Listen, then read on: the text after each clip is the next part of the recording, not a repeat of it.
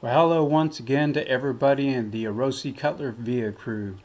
Today we're just going to build on the same concept that we were talking about before, which is the sweet spot of the stick, but now we have to add in why that's valuable to moving from one bucket to the next. So just as a quick review, right, if you remember, the sweet spot of the stick is between the H and the flag, and when you have your thumb and your index finger right there, you get a maximum amount of bounce from the stick with the least amount of effort from your hand. But you also notice something else that happens. You notice that when the stick follows a straight line down to the pad or to the bucket or a drum, that it goes right back up and it continues to bounce straight up and down, kind of like a basketball does. Now, this isn't too much of a problem when you're only working with one drum or one bucket, but we want to move back and forth between our buckets. So the concept here to catch on to is that when you play a bucket in such a way that you're getting ready to move the stick to another bucket, you have to change the angle that the stick comes in at, so that when the stick strikes the bucket here, it's going to naturally bounce off and head in that same direction, or head in that direction.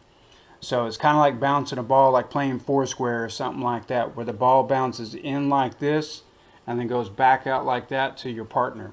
So it's the same concept here. If the stick comes in at a pretty steep angle, you get a little bit of repositioning.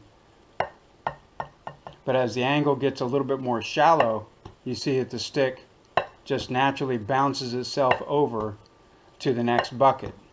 Now keep in mind, the important thing here is that your thumb has to be on the sweet spot, your index finger too, and that your thumb has to be as loose as possible. Because if your thumb isn't as loose as possible, you get this.